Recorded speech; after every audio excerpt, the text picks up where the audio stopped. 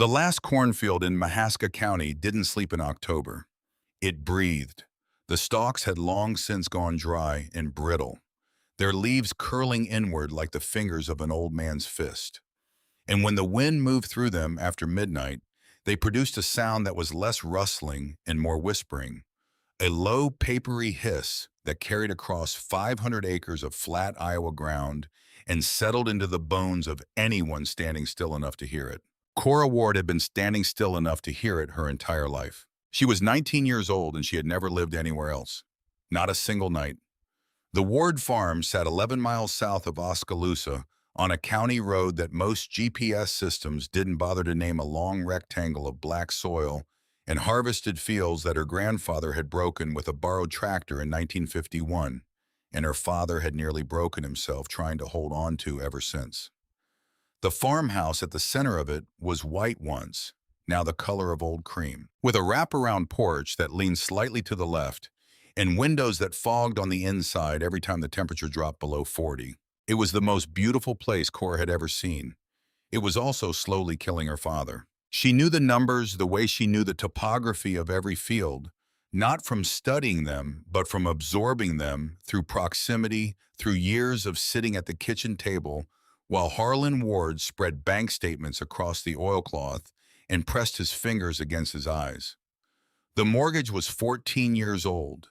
The interest had compounded in the bad years, the drought years, the years when the corn came up thin and the price per bushel dropped so low that running the combine cost more than the harvest was worth. There were liens on the equipment.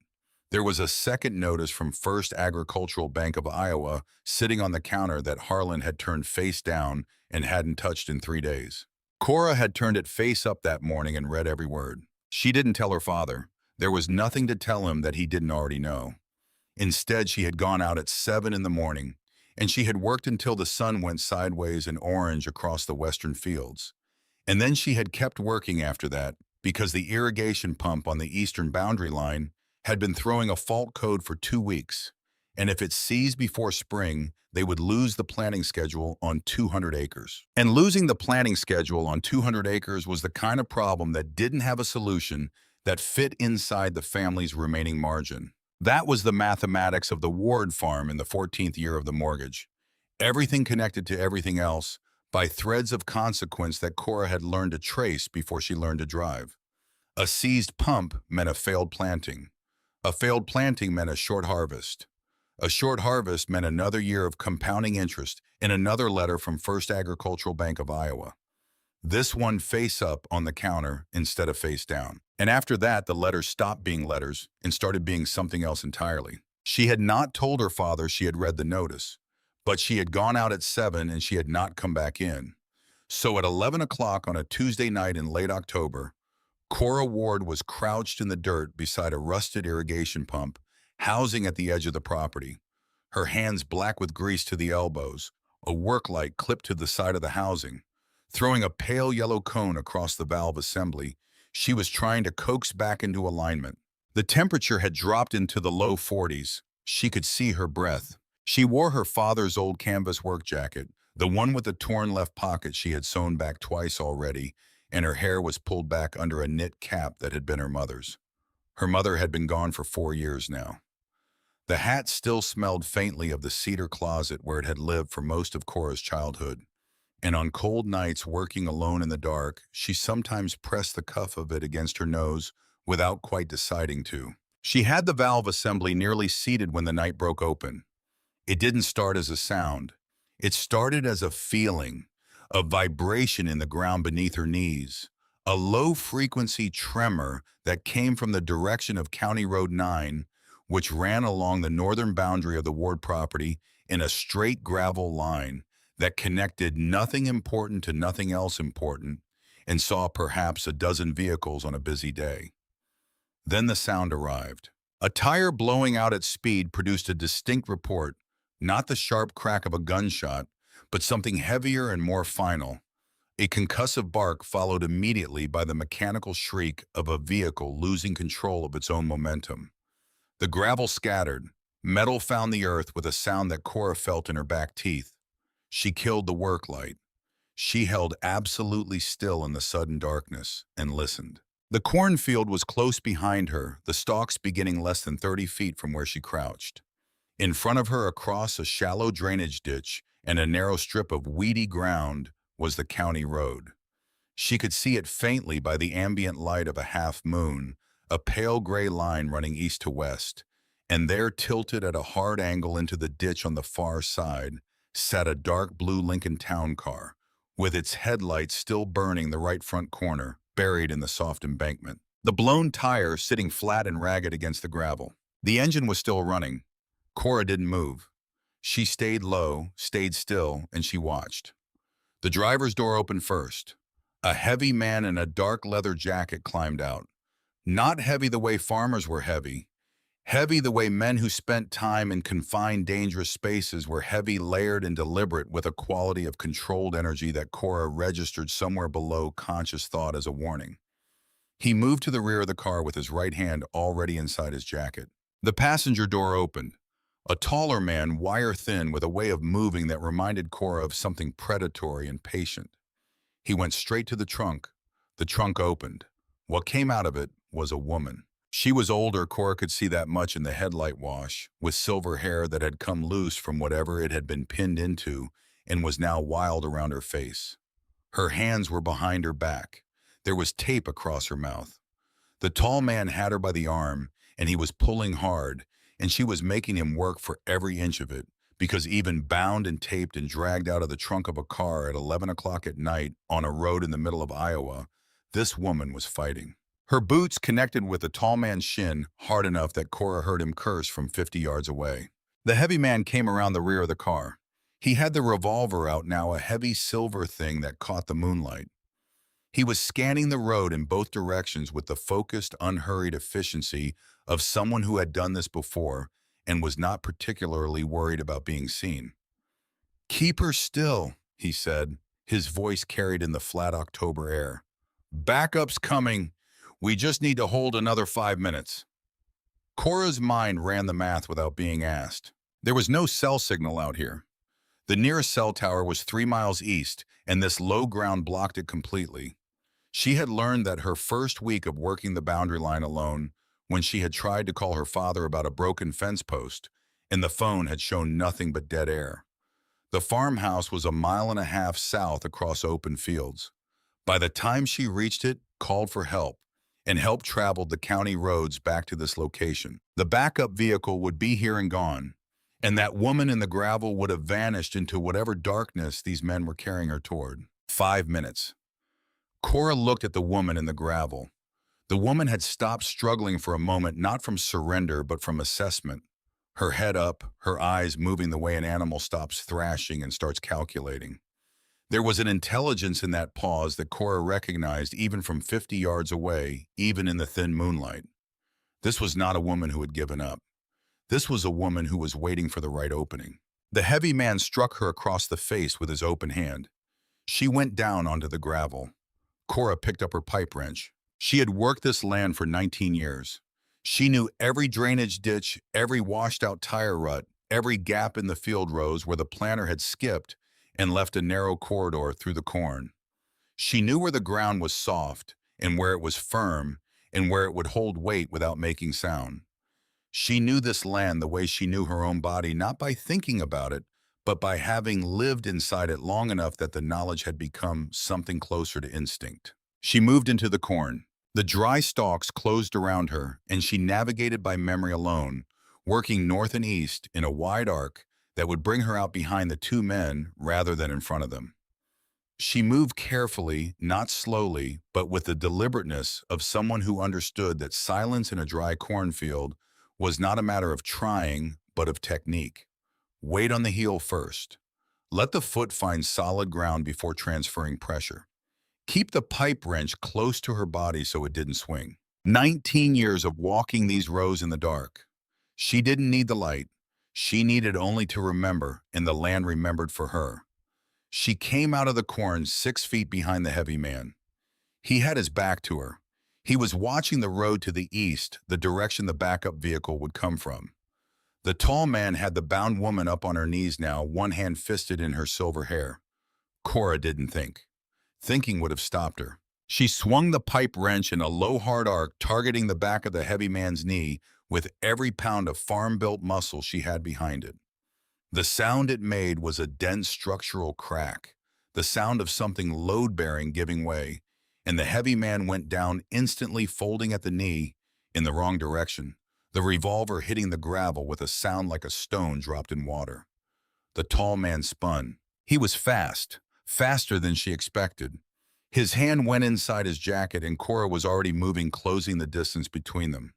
Not with technique, but with pure forward momentum, dropping her shoulder and driving it into the center of his chest. The way her father had taught her to hit a fence post with a tamping bar. Commit the whole body, don't hold anything in reserve. They went over the embankment together. The slope was steep and covered in late-season blackberry cane, and they crashed through it in a tangle, Cora taking thorns across her left forearm, and the tall man losing his footing entirely and rolling hard into the muddy floor of the drainage ditch. She scrambled upright. First, her boots found solid ground, and she grabbed a fistful of the dry, loose soil from the embankment lip and threw it directly into his face. He screamed, not in pain and surprise and temporary blindness clawing at his eyes, thrashing sideways in the ditch mud. Cora was back up the embankment in 4 steps. The heavy man was trying to drag himself toward the revolver with one arm, his shattered knee useless beneath him, his breathing coming in wet, ragged pulls. Cora crossed to the gun first, picked it up, and kicked it in a long, flat arc into the cornfield. It disappeared into the rows without a sound. She went to the woman. "Can you stand?" she said. It wasn't quite a question. There was no time for questions. The woman looked up at her from the gravel. The tape was across her mouth, and her hands were still bound behind her back, and there was blood on her cheekbone from where she had gone down, but her eyes were completely clear and completely still, the eyes of someone who had not panicked and was not going to. She got her feet under her. Cora took her arm and they moved, not running, because running in the dark on uncertain ground with a bound woman was how someone broke an ankle, but moving with purpose, crossing the gravel shoulder and stepping down into the shallow ditch on the near side, and then up into the weedy strip and into the corn. Behind them on the road, a set of headlights appeared on the eastern horizon. Cora pulled them deeper into the rows. The corn closed around them, and they were gone. She navigated back to the ATV by feel and memory, moving in a diagonal line that kept them parallel to the road without approaching it. Twice the woman stumbled on uneven ground, and both times Cora had her arm and didn't let her fall.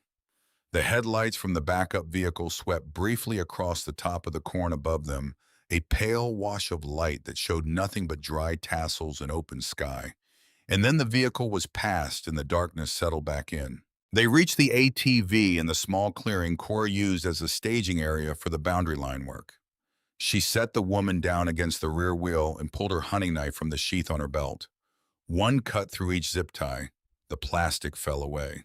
The woman brought her arms forward with a slow and careful deliberateness that suggested the joints were stiff and had been bound for some time.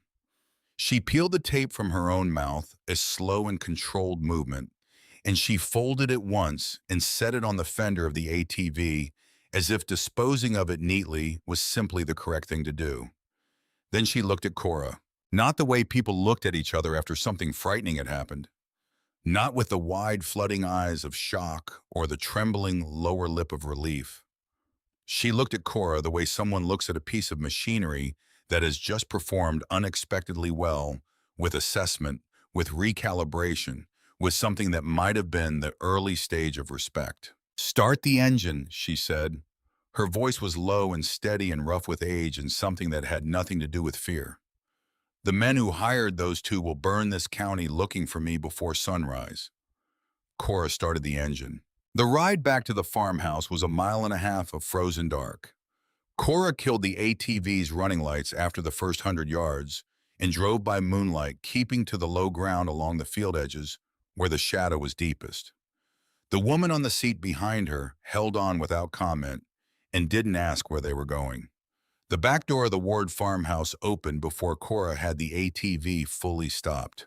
Harlan Ward stood in the doorway with his 12 gauge at his side, not raised but present, The way a man who has spent time in places where weapons were necessary holds a weapon when he isn't sure yet if this is one of those times. He was 54 years old, and he carried it in his posture, the military service, in the way he occupied space in a doorway. He had done a year in the Gulf in 1991, and he had come back from it with a quality of stillness that his daughter had grown up reading the way other children read weather. Right now, the stillness had tension in it. Cora, his voice was flat and controlled. What happened? County Road 9, she said, coming through the door. Two men. She was in the trunk. They said something about a cartel and a backup vehicle. She said it quickly because there wasn't time to say it any other way. Harlan's eyes moved past her to the woman tracking the silver hair and the blood on her cheekbone, and the loose, undefeated quality of her posture, and his jaw set. Sit down, he said to the woman, not unkindly. I'll stand, she said. For the moment. Harlan went to the sink and ran a cloth under cold water. I'm calling Sheriff Pruitt, he said, reaching for the wall phone with his free hand. No. The woman's hand came out and closed around Harlan's wrist before he reached the receiver. Her grip was not the grip of a woman in distress. It was the grip of someone accustomed to stopping things from happening. You don't call local law, she said. The men who took me knew exactly where I was going to be tonight. They knew the road I would take and the time I would take it. That information came from inside a very small circle. She held Harlan's eyes. Your sheriff may be a fine man. He may not. Right now, we cannot afford to find out which. Harlan looked at his daughter. Cora nodded once. He put the phone back on the hook. The woman accepted the wet cloth and pressed it to her cheekbone with a matter-of-fact efficiency. She looked around the kitchen, the cracked linoleum, the old percolator on the counter, the stack of mail that included the banknote as Cora had turned face up that morning, and whatever she saw in the room seemed to settle something in her. My name is Vera Calloway, she said. She reached inside the torn leather vest she wore under a road-worn canvas jacket and removed something from an interior pocket. She set it on the kitchen table. It was a ring. Heavy silver, the band thick and worn smooth with years of wearing. The face of it bore an image that Cora recognized from the kind of documentaries her father watched on Sunday afternoons. A winged skull wearing a motorcycle helmet, the lines of it sharp and absolute. The death's head. Harlan Ward had grown up in rural Iowa in the 1970s and 1980s, and he had never been a man who frightened easily. But something moved across his face when he looked at that ring. Not fear exactly, but a recalibration. The look of a man who has just understood that the situation he is standing in is considerably larger than the situation he thought he was standing in. Cave Creek Charter, Vera said quietly, sliding the ring onto her finger. Out of Arizona. I'm up here visiting my sister's grave. She passed 2 years ago. I come every October. She looked at the ring on her finger. The people who matter call me Ma. The kitchen was very quiet for a moment. Outside, the wind moved through the dry stalks of the nearest field, and the farmhouse settled around them with the slow wooden sound of old structures finding their balance in the cold. They'll track your footprints back to this road, Harlan said, and then they'll track the ATV from the road to here. Yes, Vera said. They will. Then we can't stay. We need to stay. She looked at Harlan with the calm authority of someone who has navigated worse rooms than this one. I need your phone. I'm going to make one call. After that, nobody is going to touch this house or anyone in it. Harlan looked at his daughter again. Cora was watching the woman. She had been watching her since the drainage ditch, cataloging the quality of her stillness, the precision of her movements, the way she had folded that strip of tape on the ATV fender. There was a kind of person who moved through crisis not by fighting the terrain, but by knowing it so completely that the path was never in question. Cora's father was one of those people. She had spent her life trying to become one. This woman was another. Give her the phone, Cora said. Harlan handed over the receiver. Vera dialed from memory.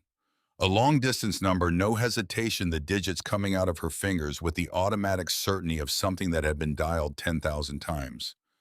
The line rang twice. Someone picked up. Colt, Vera said. Her voice on the phone was different than it had been in the kitchen. It was quieter. It was the voice she used for someone she didn't need to perform steadiness for. "It's Ma. I'm in Iowa. Two cartel runners tried to put me in a box on County Road 9. A pause. "I'm safe. I'm at the Ward Farm south of Oskaloosa. A farm girl pulled me out of the trunk." Another pause shorter. "See you at first light, my boy." She hung up. She handed the receiver back to Harlan. "Who is Colt?" he said. "My son," she said. "He's the president of the Midwest faction." She looked at them both. "He's bringing some friends." Harlan Ward had spent a year in the Gulf of Persia, watching logistics materialize out of nothing, at the command of people who understood the difference between force and the credible promise of force. And he understood without needing more explanation than that, what some friends meant in the context of a woman who wore a winged skull on her finger and had a son who ran the Midwest faction of the largest outlaw motorcycle club in the country. He set his 12 gauge against the wall, went to the cupboard, and put the percolator on. "All right," he said, "we wait." What followed was the longest night Cora Ward could remember, and she had lived through some long ones the night her mother's fever spiked, and the ambulance took 40 minutes to arrive on these county roads the night 3 years ago, when a late frost killed every inch of the early planting, and her father sat at the same kitchen table until dawn doing arithmetic that only came out one way, no matter how many times he ran it. This was longer than those. She and Harlan sat in the darkened living room, the lights off, to deny anyone on the road a visible target, the shotgun and Cora's hunting rifle leaning against the wall between them. Every set of headlights that swept across the front windows from the county road made Cora's hands close on the armrests of her chair. Every shift in the wind made Harlan tilt his head toward the sound. Vera Calloway slept on the sofa. Not a restless half-sleep, not the fitful unconsciousness of someone in shock. A real deep, even-breathing sleep, her canvas jacket pulled across her chest, her hands folded on her sternum, her face composed and still.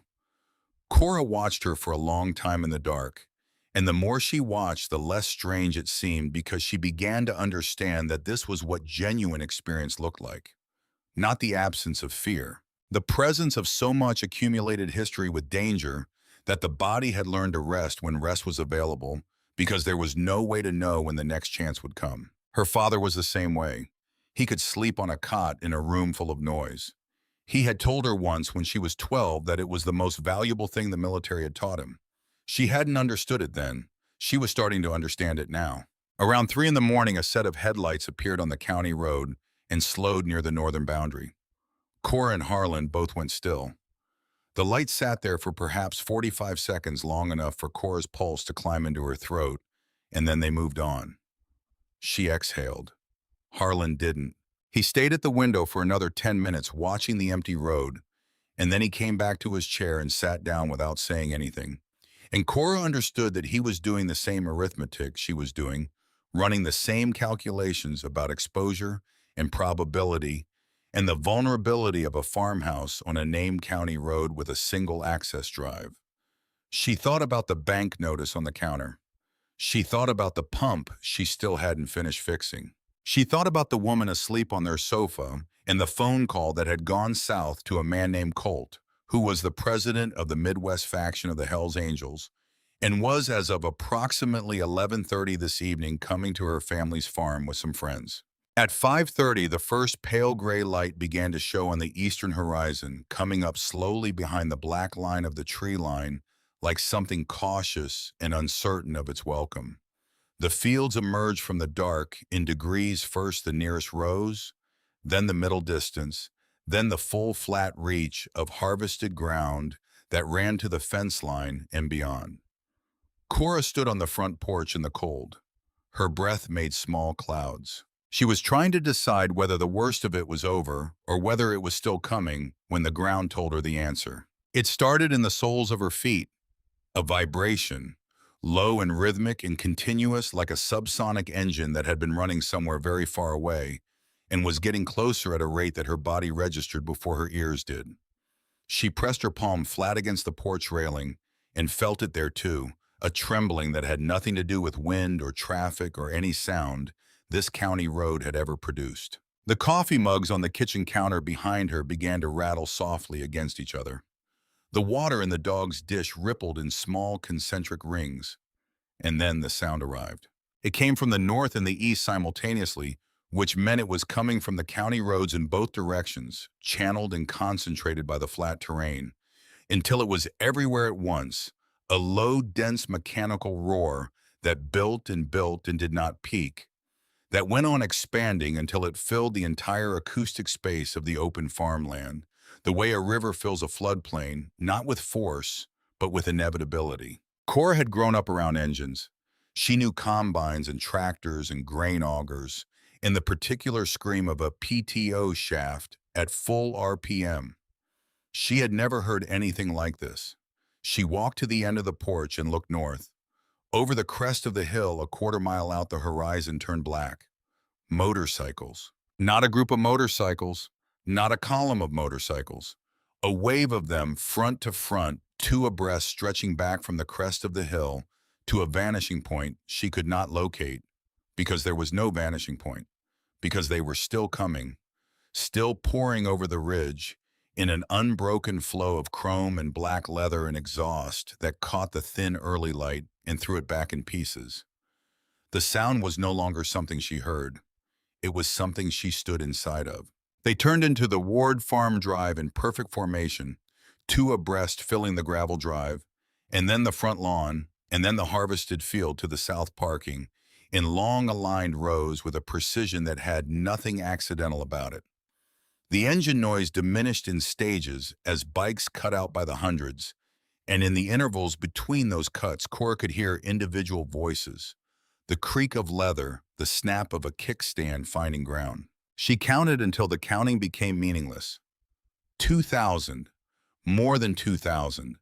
Men in red and white patches filling every inch of the Ward farm from the road to the barn, their breath coming up in pale columns in the cold morning air, their faces turned toward the farmhouse porch with a collective attention that was absolutely, completely silent.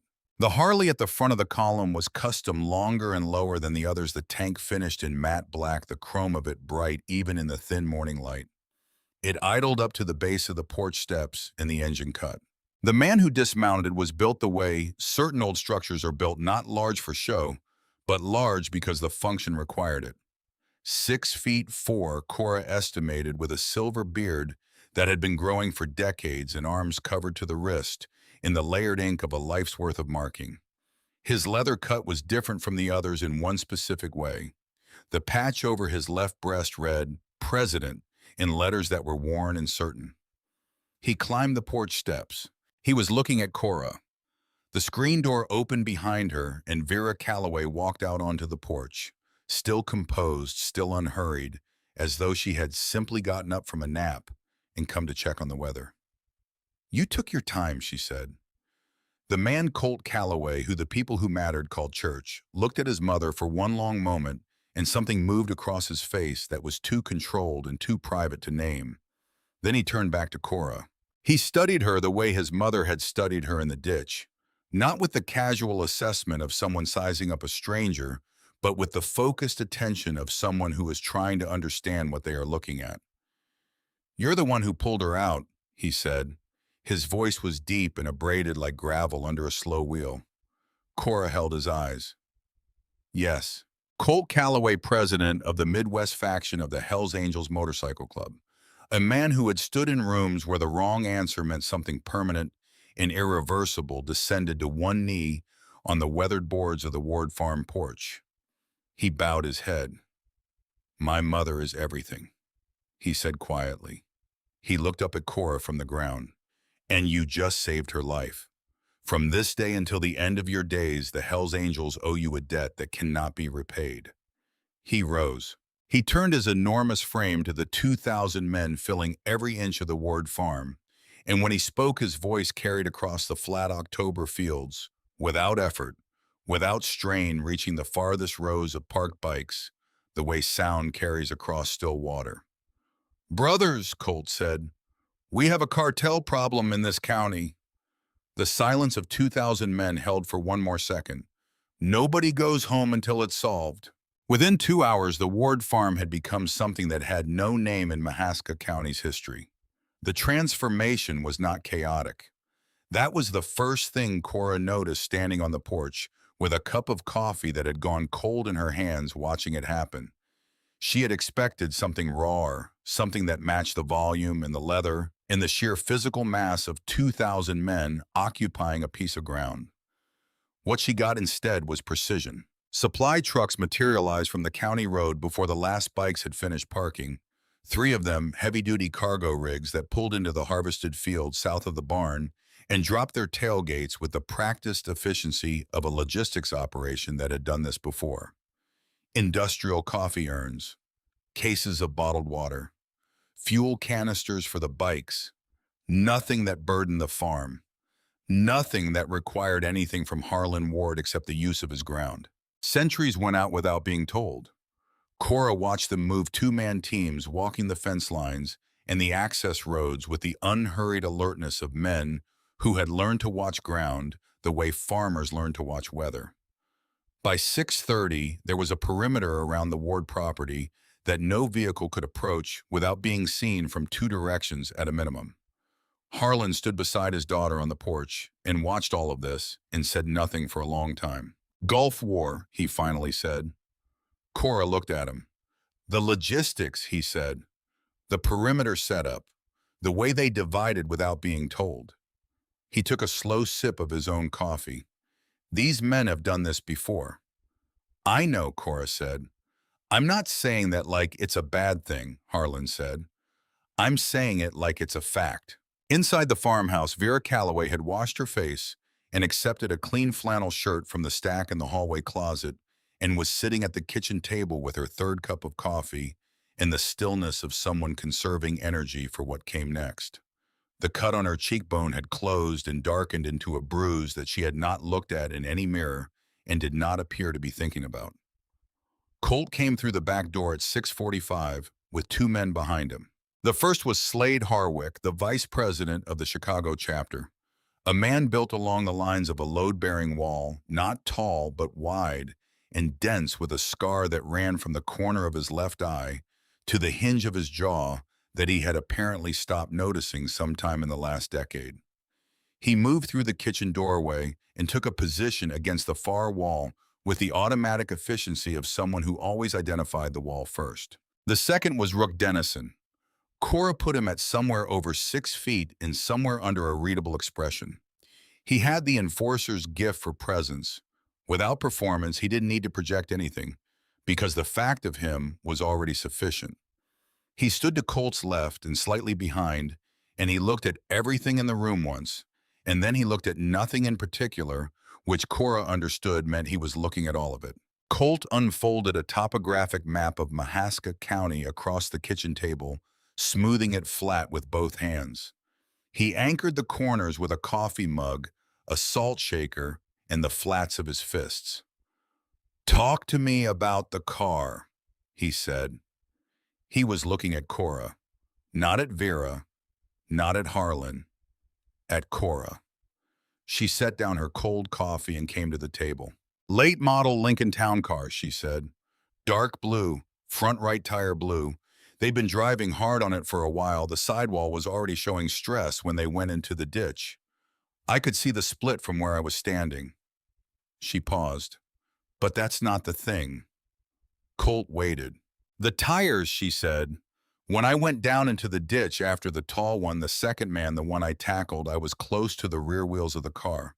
The treads were packed with red clay, dense and wet like it hadn't dried yet." She put her finger on the map. "I've been working this land my entire life.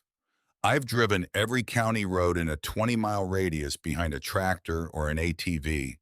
The soil in this part of Iowa is black topsoil over gray clay subsoil.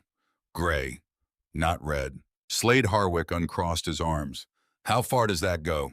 "Every direction," Cora said. "North, south, east, west. Black top, gray sub. That's what this county is made of." She moved her finger north on the map toward the upper edge of Mahaska County, where the county line met the ridge. There is one place within 40 miles that has a red clay deposit. One, it's an old limestone quarry on the northern county line. They dug it out in the 60s and 70s, hit a red clay seam about 30 feet down, and shut the whole operation in the early 90s when the economics stopped working. The pit's been sitting empty for 15 years. She tapped the spot on the map. The access roads are washed out. You can't find them on any GPS system because they were logging trails before the quarry was built, and they were never officially mapped. Nobody goes up there. She looked up from the map. Nobody except the family that owns the deed. The kitchen was quiet. Colt looked at the map for a long moment without speaking. "Whose land?" he said. Harlan answered from the corner of the kitchen, and his voice had a quality that Cora had only heard from him a few times, the voice he used when something had confirmed a thing he had been hoping was not true. "The Pruitt family," Harlan said. "Sheriff Denton Pruitt's family has held that deed for 30 years. Denton's father bought it when the quarry went under. Denton inherited it when his father passed." He stopped. "Denton oversees the property. His brother lives in a care facility down in Des Moines. Nobody else goes near it." Colt looked up from the map. He looked at Harlan the way you looked at a man who had just told you something that cost him something to say. "You know this man," Colt said. 22 years, Harlan said. "We were in the same hunting camp for 12 of them. I was at his wedding." He paused. "He came to Margaret's funeral. That's my wife. 4 years ago." Nobody said anything. Vera, from her chair at the end of the table, looked at her son. Something passed between them that required no words and had the quality of a conversation that had happened so many times in so many kitchens that it had refined itself down to a glance. Colt straightened up from the map. He was not angry. That was the thing that Cora kept coming back to as she watched him, because anger would have been understandable, and anger would have been readable, and anger was not what was in the room. What was in the room was something colder and more deliberate than anger, something that had been through anger enough times that it knew anger was a luxury and had learned to operate without it. "He sold you out," Colt said to his mother. Not as a question. "He sold someone out," Vera said. "Whether it was me specifically or the route information generally, the result was the same." She set down her coffee cup. "I told you not to trust local law." "You told me years ago," Colt said. "I tell you every time," she said. Colt looked back at the map. His jaw worked once a small and private motion, and then the stillness returned. He looked at Cora. "You said the access roads aren't on any GPS. "They're not," she said. "And you know them." "I've been running that ridge on an ATV since I was 14, she said. "Checking fence line. There are 3 approaches from the south and east that would bring you to the rim of the quarry without using any mapped road. All of them are tight for bikes, but passable if you're careful. None of them have line of sight to the quarry floor until you're at the rim." Colt nodded slow and once. "Then you're guiding us," he said. Harlan Ward moved from the corner of the kitchen to the table in 2 steps. "No," he said. His voice was not loud. It didn't need to be. It had the weight of a man who had made certain kinds of decisions before and understood what they cost and was not willing to pay this particular cost without being heard. Colt looked at him. "She's 19 years old," Harlan said. "She's already done more than anyone had a right to ask. She pulled your mother out of a ditch with a pipe wrench in her bare hands, and she brought her safe to this house. That is enough. That is more than enough." He held Colt's eyes. "You want a guide, I'll go. I know that ridge. Maybe not the way she does, but I know it well enough." Colt looked at him for a long moment. "You're a good father," he said. It was not a deflection. He meant it. Then he looked at Cora, and Cora looked at her father. She had spent her whole life reading Harlan Ward, reading the set of his shoulders and the quality of his silence, and the way he held his hands when he was afraid for her versus when he was afraid in general. She knew what she was looking at right now. She knew the shape of it and the weight of it and how much it had cost him to say what he had just said in front of these men. She also knew something else. "You said it on the porch," she said to Colt. "You owe a debt." I did, Colt said. Then I'm naming my price. She held his eyes without flinching, without apology. I finish this.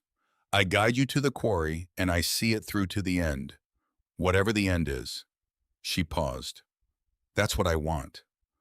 Colt looked at her for a long time. Then he said, get your boots on.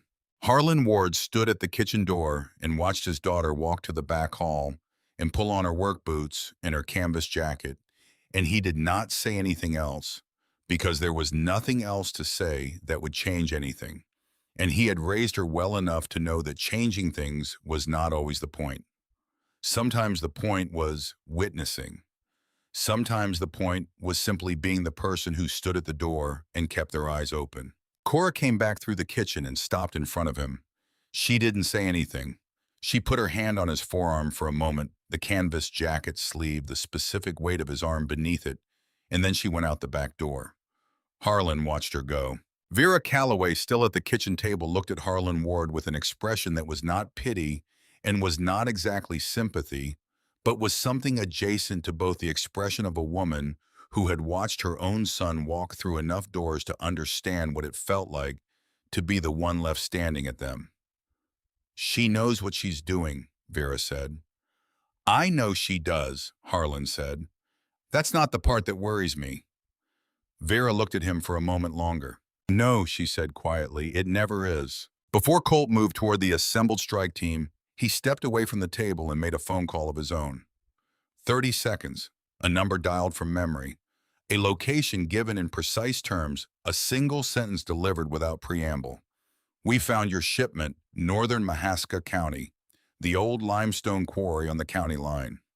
Then he put the phone away and walked out the back door without explaining who he had called, and Cora filed that away and didn't ask. Because she was already beginning to understand that certain things in Colt Calloway's world were handled in the same way her father had always handled the most serious problems, quietly in advance, before anyone else knew the handling had begun.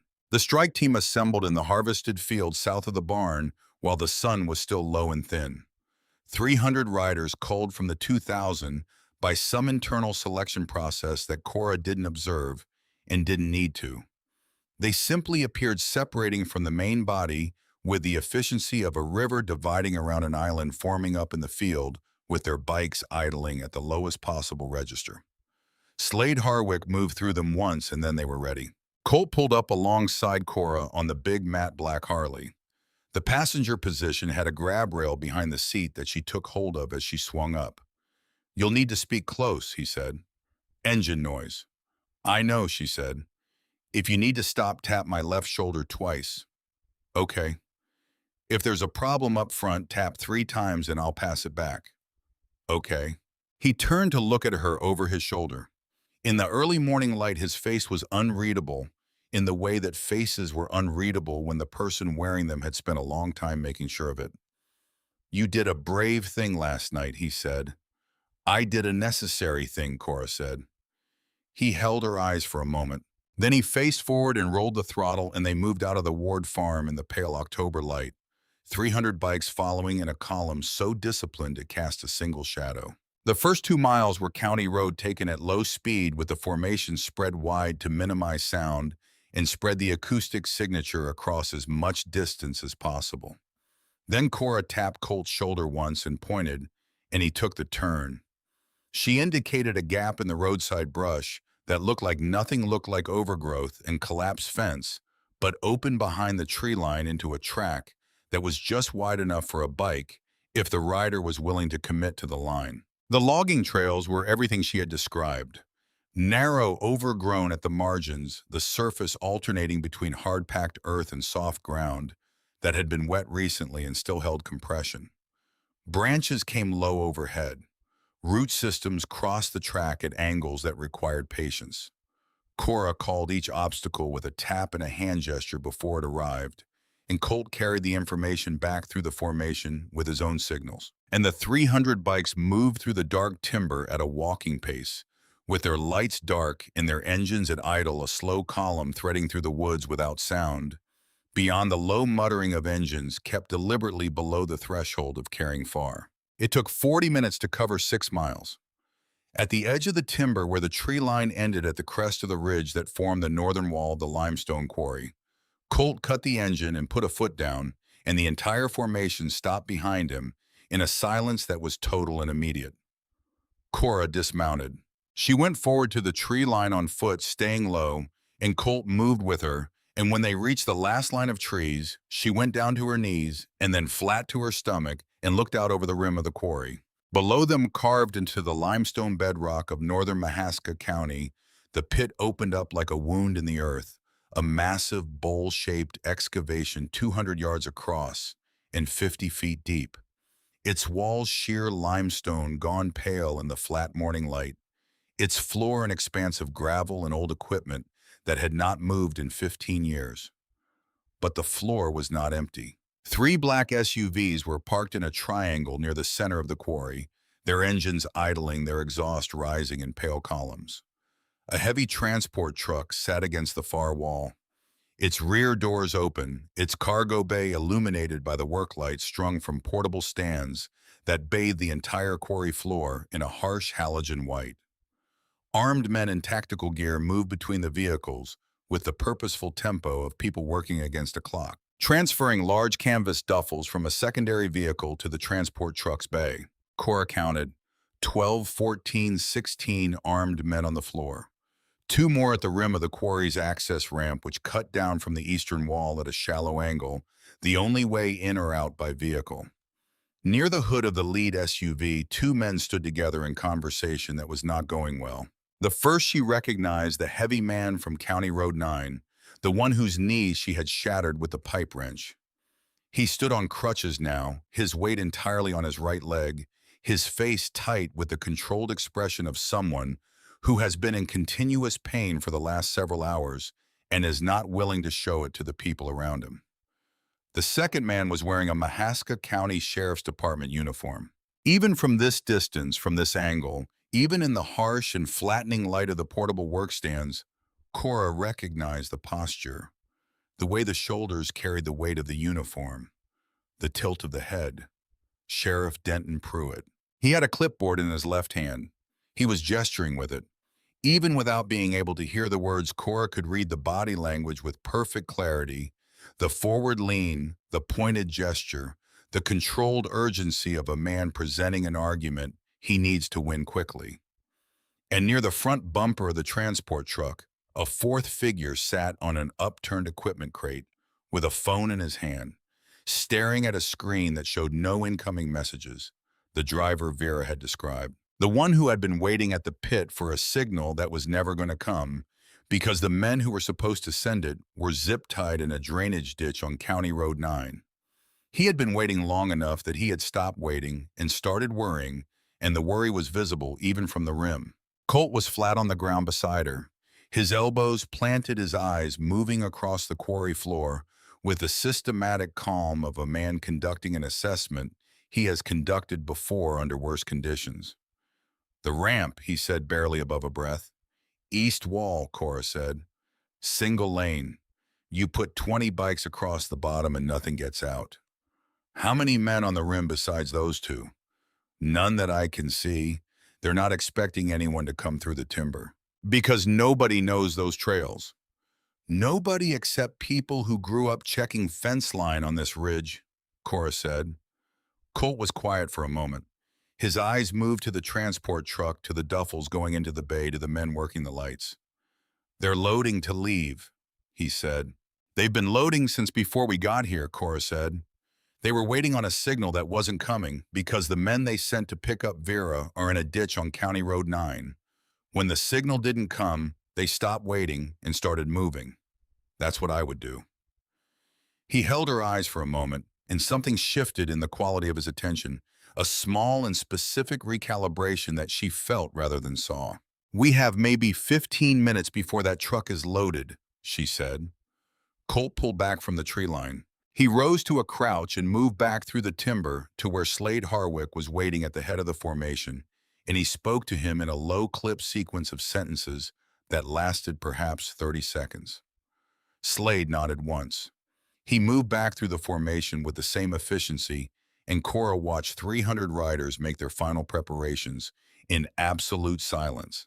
Lights being uncovered, engines primed and ready to fire, men shifting their weight and finding their footing on the uneven timber ground. She went back to Colt.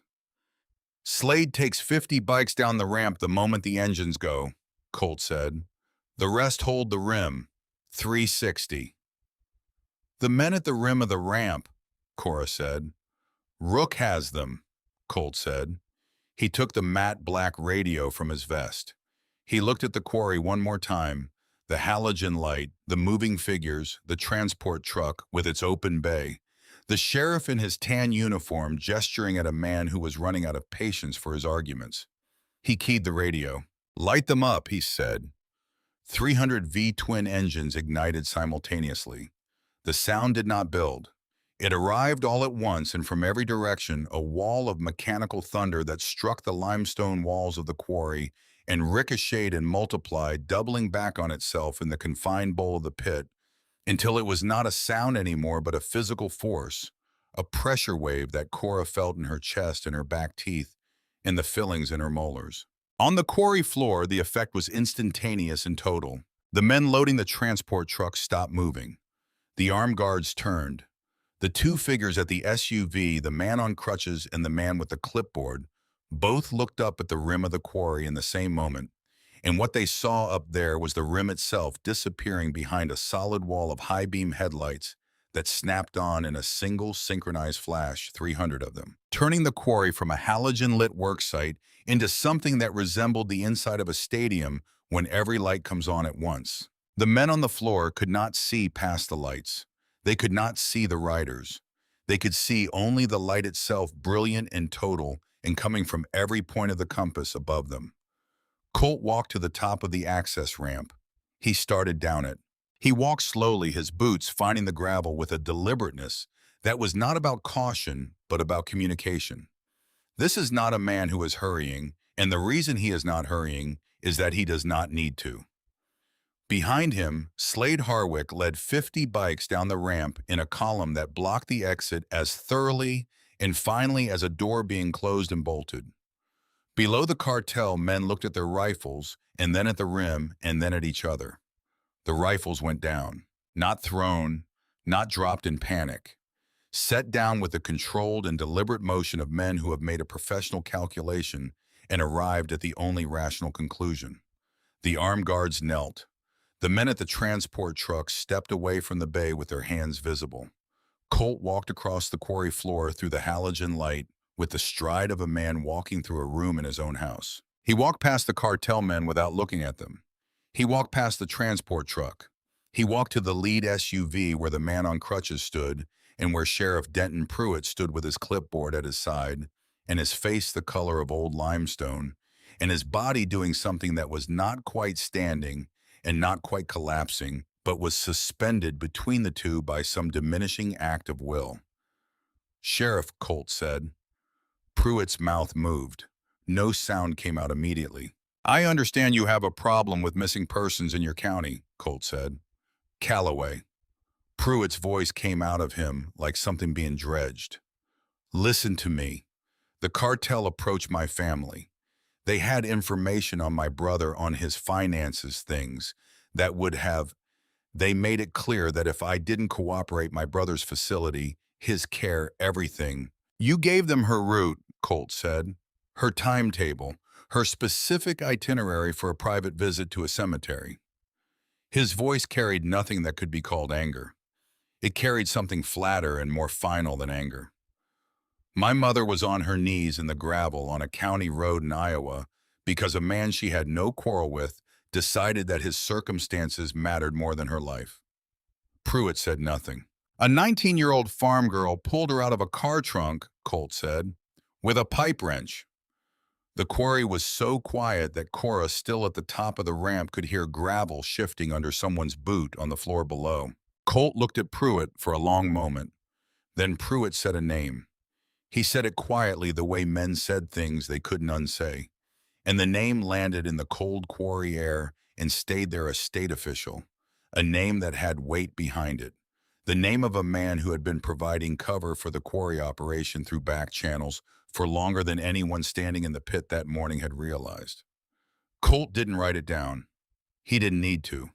He looked at Slade Harwick, who was standing 8 feet away, and Slade gave one small nod that meant the name had been received and filed in the only ledger that mattered. Then Colt stepped back and looked at Rook Dennison, who had materialized at some point in the last 60 seconds at a position slightly behind and to the left of the sheriff. "Tie them to the rock crusher," Colt said. "All of them. Leave the sheriff with his friends." He turned to the cartel boss, the one with the gold chain, and the expression of a man reassessing a series of recent decisions. "You came a long way from home," Colt said. "You came here to take my mother. Now you're at the bottom of a hole with 300 of her sons looking down at you." He paused. "The DA task force out of Chicago is already on their way. They are very interested in whatever is in that truck." He glanced at the transport bay. "Enjoy the federal system." The cartel man said nothing. Cora watched from the rim as Rook and 4 others moved through the quarry floor with practiced efficiency, securing the prisoners to the rusted steel frame of the old rock crusher with the kind of knots that communicated finality. The driver who had been waiting for his signal, the one Vera had heard mentioned in the car, the one who had been sitting on that equipment crate staring at an unanswered phone, was already zip-tied to the front bumper of the transport truck. By the time Rook reached him, his phone on the gravel beside him, the screen still showing an outgoing call that had never connected. The sheriff stood with his wrists behind his back and his eyes on the gravel and his clipboard still somehow in his hand until Rook took it away from him with the expression of a man removing something from someone who had forfeited the right to hold it. Then Colt was back at the ramp, coming up it the same way he had gone down. Unhurried, his boots finding the gravel with the same deliberateness as the descent. He reached the top and stood beside Cora. In the far distance, coming from the south along the county roads, the first thin wail of sirens had begun. "Time to go," he said. He looked at her, and what was in his face in that moment was not the expression she had expected. It was something quieter, something that had the shape of a man looking at something he had not anticipated finding in a place like this. Cora looked at him. "There's one more thing," she said. "I know," Colt said. He didn't elaborate. He didn't need to, because at that moment from the far side of the quarry access ramp came the sound of a single engine firing one of the black SUVs. The last one, the one that had been parked farthest from the main cluster and closest to a secondary track that cut along the quarry's western wall. In the chaos of the surrender and the press of 50 bikes flooding the ramp and 300 headlights blinding the floor, someone had calculated the odds and decided that the western track, overgrown, unpromising, invisible to anyone who didn't know it was there, was a better bet than standing in a limestone pit with his hands up. Sheriff Denton Pruitt was behind the wheel. He had not been secured yet. In the sequence of events and the ordering of priorities, Rook had moved to the cartel men first because they were armed, and in that window of 30 seconds, Pruitt had done the math and moved. The SUV's headlights came on. The engine revved. The vehicle lurched toward the western track, throwing gravel, nosing into the narrow gap between the quarry wall and the rusted hulk of an old conveyor frame. Cora was already moving. She had known about the western track since she was 14 years old. She had ridden it on an ATV every spring when she checked the fence line on the county boundary, a narrow rutted path that ran along the base of the quarry's western wall for 200 yards before climbing a steep switchback to the ridge above. On a bike or an ATV, it was passable with care. In a full-size SUV, it was a trap. The track narrowed to less than 8 feet at the switchback, flanked on one side by a limestone wall and on the other by a 12-foot drop into the old drainage basin. A driver who didn't know that would find it out at speed in the worst possible way. Pruitt didn't know it. Cora did. She reached the ATV she had left at the timber edge, the one she had ridden through the logging trails. She fired the engine and took the ridge path west at a speed that would have frightened her in daylight, and was simply what the situation required in the dark, navigating by the same memory that had carried her through the cornrows on Tuesday night. The land remembered, and she remembered with it. The western track emerged from the quarry floor and began its climb 100 yards ahead of her. She could see the SUV's headlights bouncing as Pruitt hit the rough ground of the track, the vehicle pitching and yawing on terrain. It was not designed for losing speed with every yard. Cora came around the ridge's western shoulder on the high ground and descended the old fence line path at an angle that brought her out directly onto the switchback, the 8-foot choke point, the place where the limestone wall came to within arm's reach on the left, and the drainage basin dropped away on the right, the place that Pruitt did not know was coming. She stopped the ATV sideways across the track, cut the engine, turned on the headlights. The twin beams of the ATV flooded the narrow switchback with flat white light, and 30 seconds later, the SUV came around the bend below, and its driver found himself looking up a steep, narrow ramp at a four-wheeler parked broadside across the only exit, with a 19-year-old girl sitting on it in her mother's knit cap and her father's canvas jacket not moving. The SUV stopped. The engine idled. Cora could hear it from where she sat 20 yards up the switchback, the sound bouncing between the limestone walls on either side.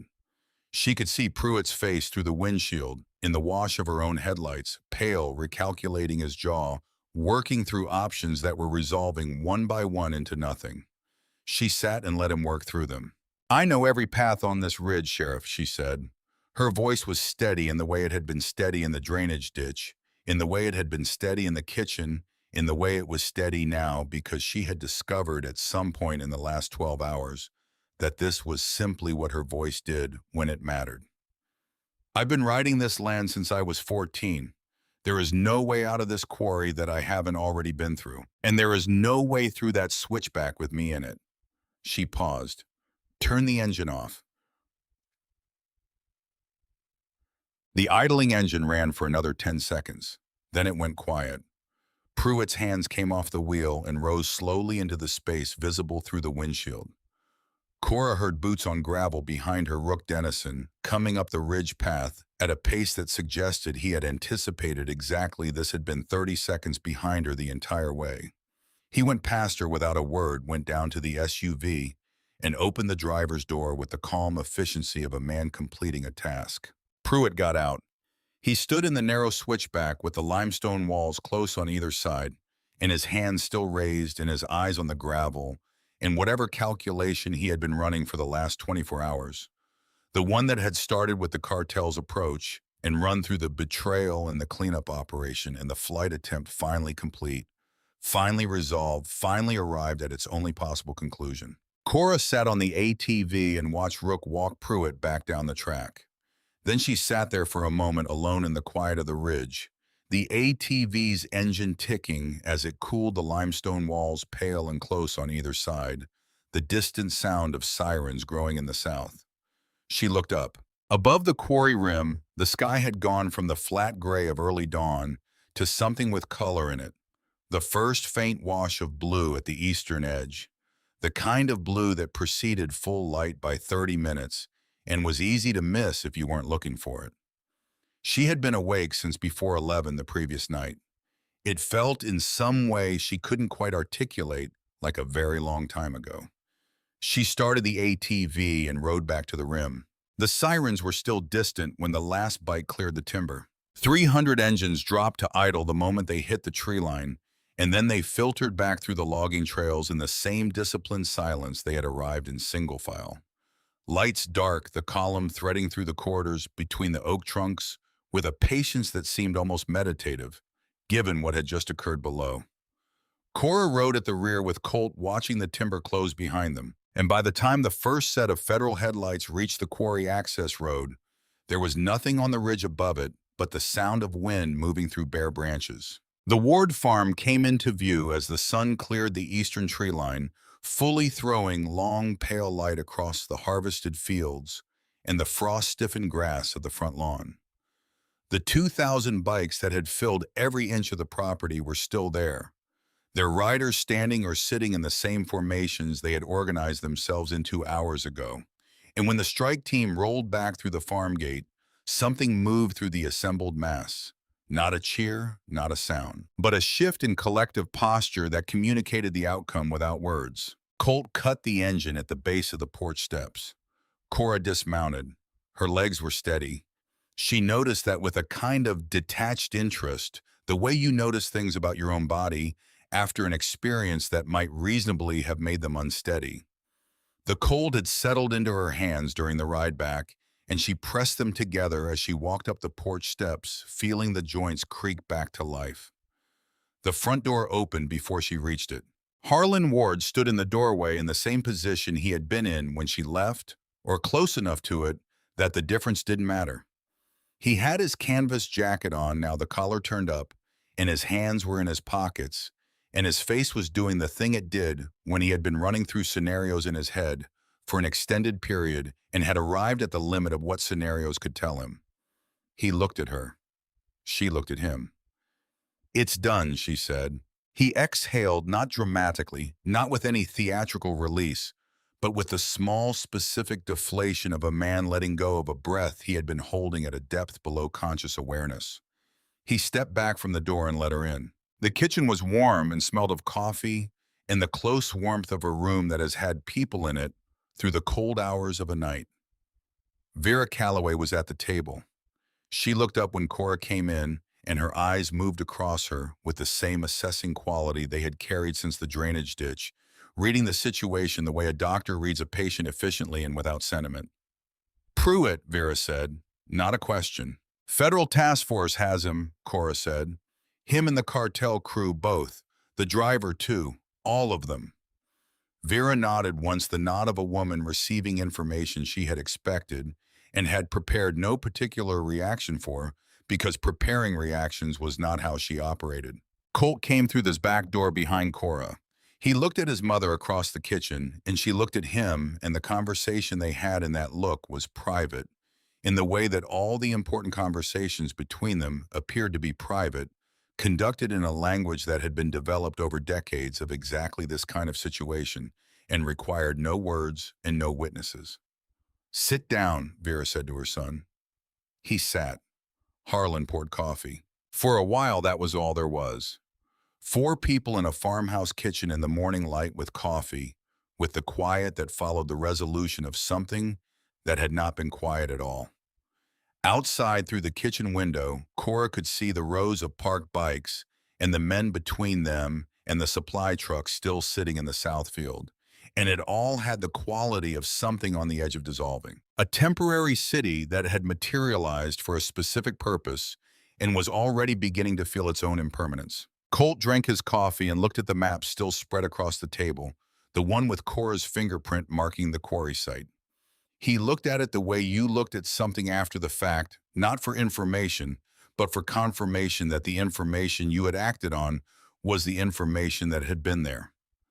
"The name he gave us," Colt said to no one in particular. He was still looking at the map.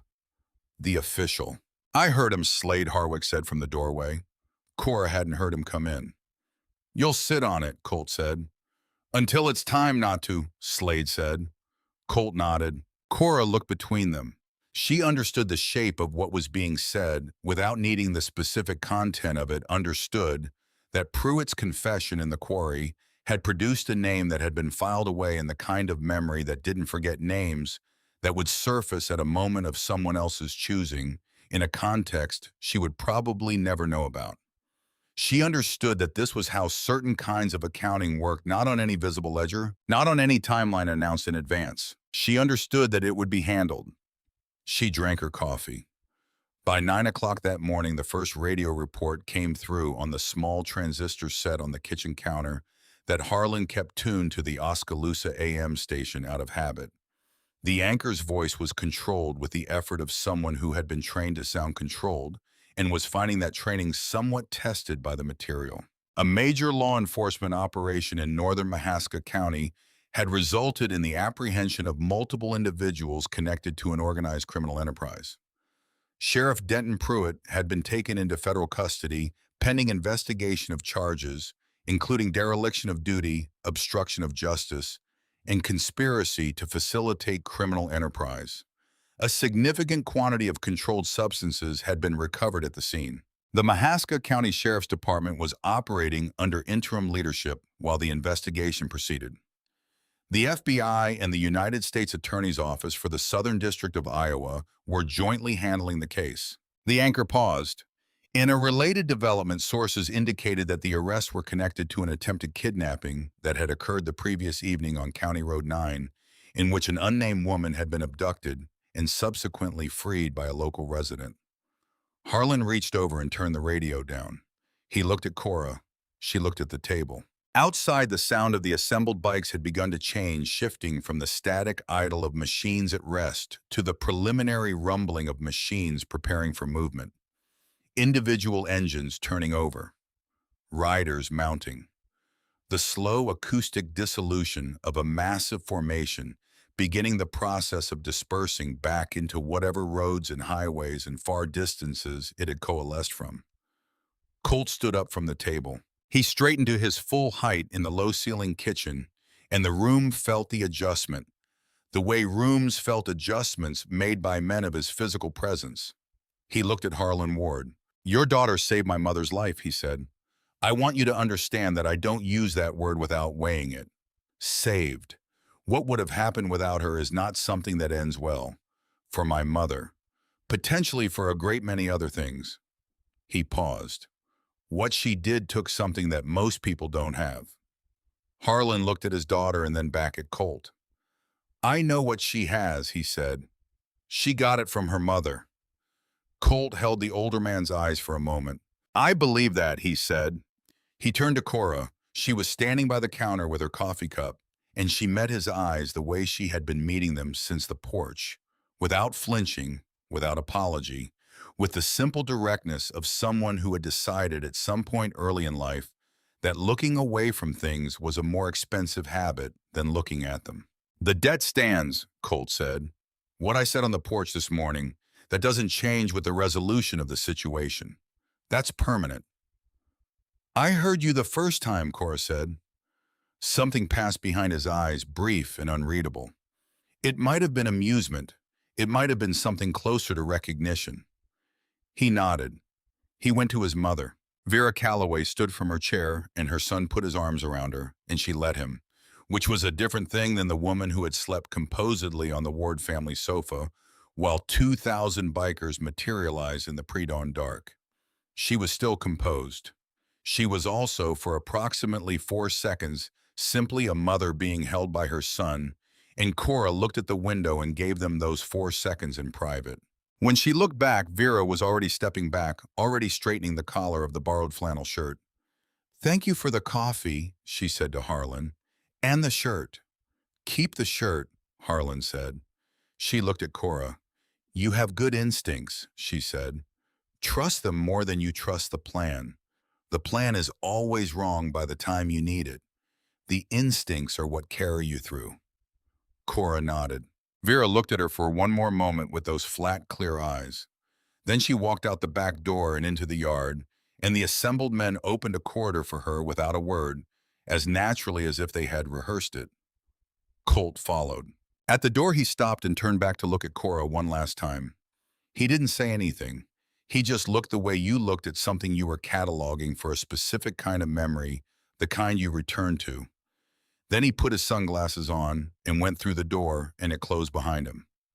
Cora and Harlan stood in the kitchen and listened to 2,000 engines find their voices. The sound built the way it had announced itself that morning from beneath, from the ground up, a subsonic vibration that moved through the floorboards and into their chests. Then the full organized roar hit, and the coffee mugs rattled against each other on the counter, and the transistor radio skittered an inch on its shelf, and the kitchen window trembled in its old frame. And then by degrees the sound receded. It pulled back from the farm the way a tide pulled back slowly at first, then faster, then all at once the roar diminishing to a rumble, and the rumble to a hum, and the hum to a frequency that lived just below hearing. And then it was gone, and the Iowa silence came back in around the edges of it, the way silence always came back after something loud had passed through and left the air rearranged. Harlan Ward stood at the kitchen window and looked out at his farm. The fields were empty. The driveway was empty.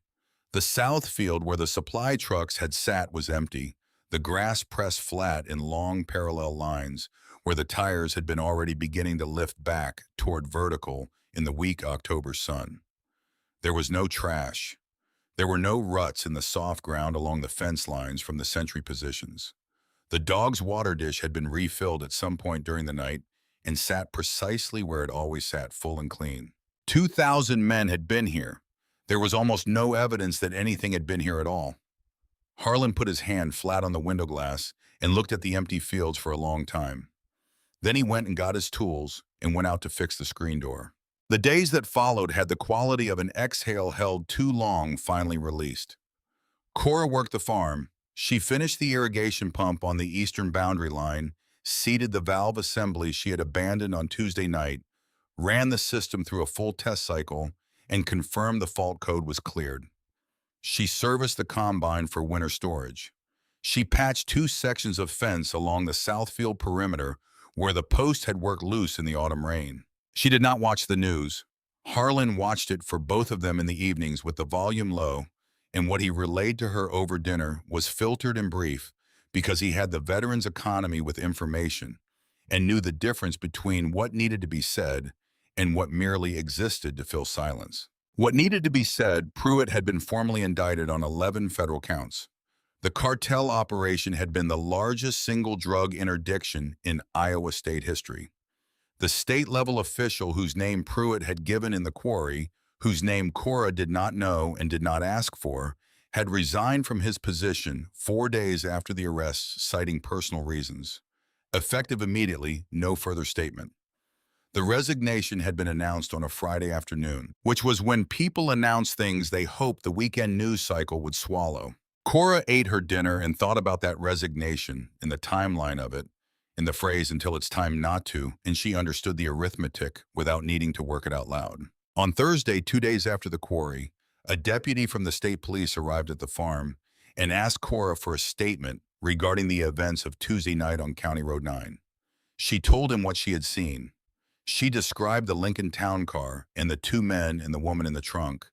She described the pipe wrench and the drainage ditch and the ATV ride back to the farmhouse. She did not mention 2,000 motorcycles.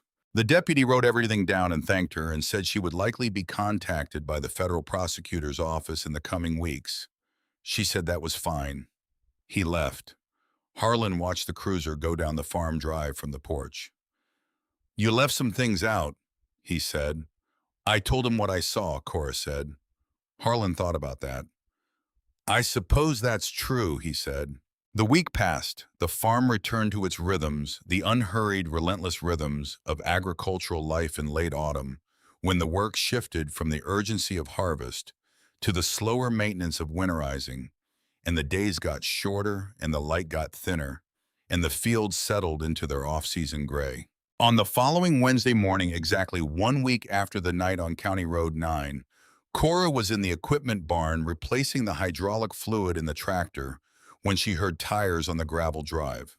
Not a farm truck, not the passing noise of a vehicle on the county road, the deliberate crunch of a vehicle pulling in and stopping. She wiped her hands on a shop rag and came around the side of the barn. A Mercedes-Benz sat in the farm drive. Black, current model. The kind of vehicle that had no business on a Mahaska County gravel road and knew it, and had come anyway because its business was more important than its inconvenience. The engine was off. A man was stepping out of the driver's side, not young, not old, wearing a charcoal suit that was too well fitted for the setting, and carrying a leather briefcase of the kind that communicated that its contents were the only thing in the current situation that mattered. He looked at the farmhouse and then at Cora emerging from beside the barn and adjusted his direction toward her. "I'm looking for the Ward family," he said. "You found one of us," Cora said. He looked at her for a moment with the professional assessment of a man who spent his days reading situations quickly. "Ms. Ward," he said, "I represent a private benefactor based in Cave Creek, Arizona. I have a delivery for your household. I was asked to present it in person to a member of the family directly." He set the briefcase on the hood of the Mercedes and opened it. Inside was a manila envelope thick with the Ward Farm address written on the front, in handwriting. That was not a secretary's handwriting. It was someone's own hand, the deliberate script of someone who had decided to write this themselves rather than have it written for them. He took the envelope out and handed it to Cora. She opened it. The first document was a letter on the letterhead of First Agricultural Bank of Iowa addressed to Harlan Ward. She read the first paragraph, and then she stopped and read it again because the first read didn't entirely compute. The letter confirmed the full and final satisfaction of the mortgage instrument dated 14 years prior on the Ward Farm property at its Mahaska County address. All outstanding principal, all accrued interest, all associated liens on equipment and property, satisfied in full. The accompanying deed enclosed reflected clear title in the name of Harlan R. Ward, free of all encumbrances effective the previous Friday. The second document was the deed. She held it in both hands in the October sunlight in the farm drive and looked at it for a long moment. Her father's name on it in black ink with the bank's embossed seal in the corner and the notation free and clear on the title line. "Ms. Ward," the man said, and she looked up.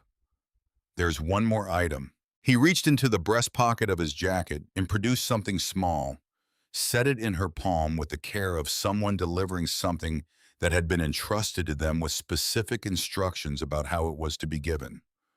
A coin, gold or gold-finished heavy for its size. One face bore the winged skull in the same relief as the ring Vera had worn at the kitchen table, the death's head precise and absolute, every feather of the wings rendered with a care that communicated that the image mattered deeply to the people who had made it. She turned it over. The reverse was inscribed in letters that were small and even and had been put there with patience. "Blood makes you related. Loyalty makes you family." Cora stood in the drive with the coin in her palm and the deed in her other hand, and she looked at both of them for a long time. The man from Cave Creek, Arizona, was speaking something about the bank, about the transfer of funds having been completed the previous Friday, about her being welcome to contact the bank directly to confirm any of the details. She heard it the way you heard things when your attention was somewhere else entirely at a depth below the words. She was thinking about a Tuesday night 1 week ago that she had nearly not survived. She was thinking about what it had cost and what it had returned and whether those two things were in any proportion to each other. And she was arriving at the conclusion that they were not, that they had never been meant to be. That proportion was not the operating principle of the transaction that had taken place on County Road 9, and in the kitchen, and on the porch, and in the quarry, and on the limestone switchback in the dark. The operating principle was something older than proportion and less negotiable. You did the right thing because it was the right thing. And sometimes, not always, not even often, but sometimes the world sent something back. She closed her fingers around the coin. "Thank you," she said to the man. He nodded, closed his briefcase, got back in the Mercedes. She stood in the drive and watched it go back down toward the county road, and she held the deed and the coin until the sound of the engine faded into the October quiet. Then she went to find her father. Harlan was at the screen door, the one he had been working on all week in the incremental way he worked on things an hour here, an hour there, fitting the repair into the margins of the other work. He had the frame propped against the porch rail and the new screen material stretched across it, and he was running a roller along the spline channel with the focused attention of a man who was doing one thing and thinking about several others. He looked up when Cora came around the side of the house. She held out the deed. He looked at it without taking it for a moment. Then he set the roller down on the porch rail and took the deed in both hands and read the first paragraph. She watched his face. Harlan Ward had not cried at his wife's funeral. He had stood at the grave in the November cold, with his jaw set and his hands at his sides and his eyes dry, and Cora had watched him do it and had understood that this was not the absence of grief, but a different way of carrying it.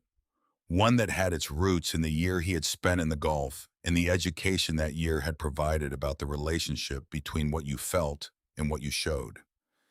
He did not cry now either, but something moved across his face that was large and quiet and had the quality of a deep tectonic reorganization, something that had been under pressure for so long that its release was less dramatic than simply inevitable. The way a fault line settles not with catastrophe, but with a slow, decisive shift that changes the shape of the ground above it forever. He lowered the deed. He looked out across the fields, The harvested acres, the fence lines, the distant tree line where the timber began the wide and ordinary October sky. Free and clear, he said. Free and clear, Cora said. He was quiet for a long time. Your mother always said this land would outlast the debt, he said. I told her she was an optimist. She told me I was confusing optimism with arithmetic. He paused. She was right about a lot of things. She was, Cora said. He looked at the coin she was still holding. She held it out to him. He took it, turned it over, read the inscription. He read it twice. Then he turned it back to the death's head and looked at the raised relief of the winged skull with the expression of a man reconsidering several categories of judgment he had carried for some years. I spent a long time thinking I understood what loyalty meant, he said. The military version of it.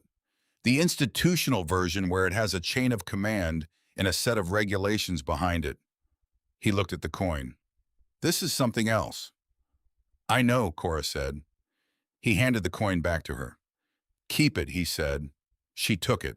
That afternoon, the last afternoon of October, with the sun going sideways and orange across the western fields, the way it did at this time of year, the way it had been doing her entire life, the way it would keep doing long after her Cora walked out into the fields alone. Not to work. There was work to do. There was always work to do on a 500-acre farm in the last days before winter.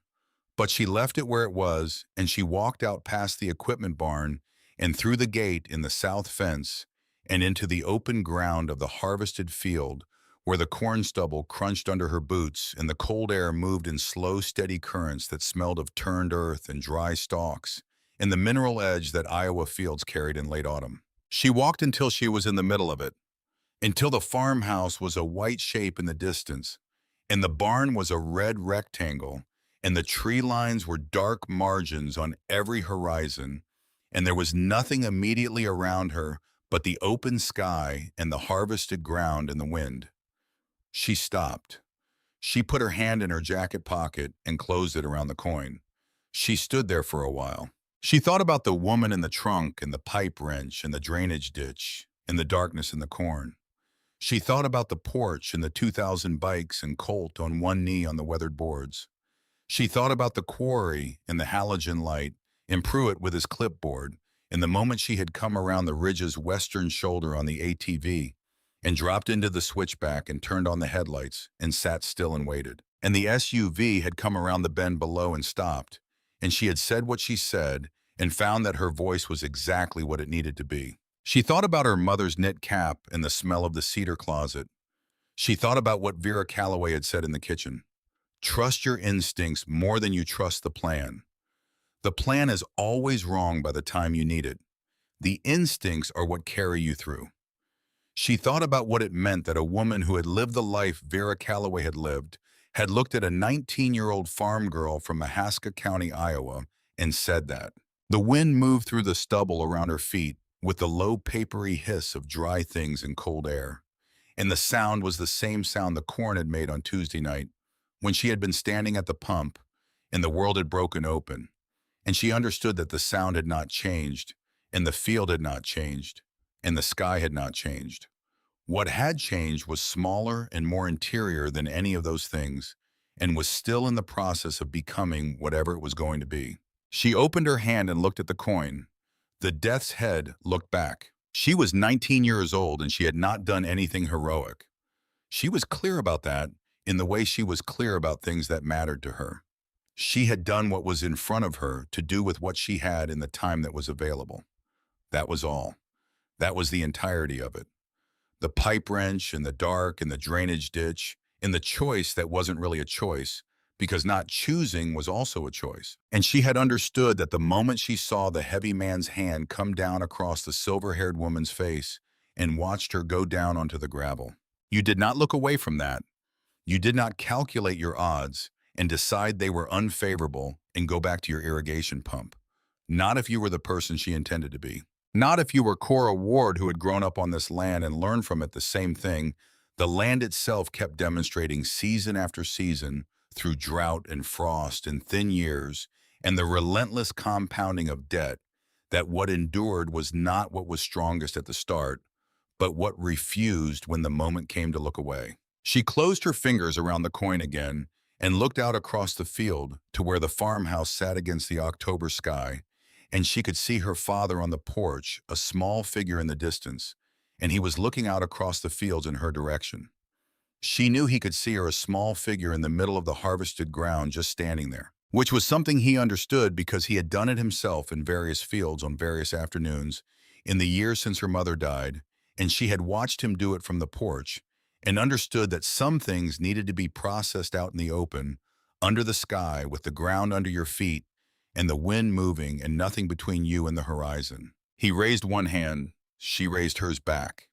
The sun went a degree lower and the light shifted from orange to the deeper amber of the last minutes before it dropped behind the tree line, and the shadows of the corn stubble stretched long and thin across the ground, and the wind kept moving through the dry stalks with its low papery sound, and the coin was warm now in her closed hand, warmed by her own skin, carrying the raised image of the winged skull on one face and the inscription on the other. Blood makes you related. Loyalty makes you family. She held it, and she stood in the field of her family's land, free and clear after 14 years, free and clear at last, and she breathed the cold air of Mahaska County, Iowa, and she was exactly where she had always been. And for the first time in a long time, that was enough.